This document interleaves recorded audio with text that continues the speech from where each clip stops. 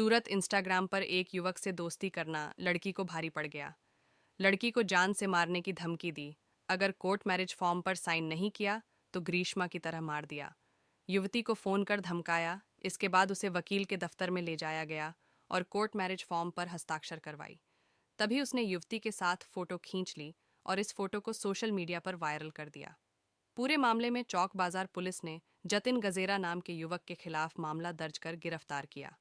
Bureau report, Deepak Roy, you Bharat. આજથી દોઢ વર્ષ પહેલાં કામરેજ ખાતે જતીન ગજેરા નામનો એક ઇસમ છે, જેણે આ કામના જે ભોગવનાર જે યુવતી છે 22 વર્ષની છે, એને પોતે ઇન્સ્ટાગ્રામ ફોલો રિક્વેસ્ટ મોકલેલી હતી, જે ભોગ બનનારે એક્સેપ્ટ કરેલી હતી અને એ ઇન્સ્ટાગ્રામ ફરતી એનો મોબાઈલ નંબર મેળવેલો હતો અને મોબાઈલ ઉપર એ અવારનવાર એની જોડે મળવાની વાતો કરતા અને એ મળવાની વાતો કરતા મળતી વખતે એને એવું કીધું કે ભાઈ તું કામદેવ મહાદેવ મંદિર છે વરાછામાં, તું મને મળવા આવે, જેથી છોકરીએ એને ઇન્સ્ટાગ્રામમાં મિત્ર હતી, જેથી એને મળવા ગયેલી હતી.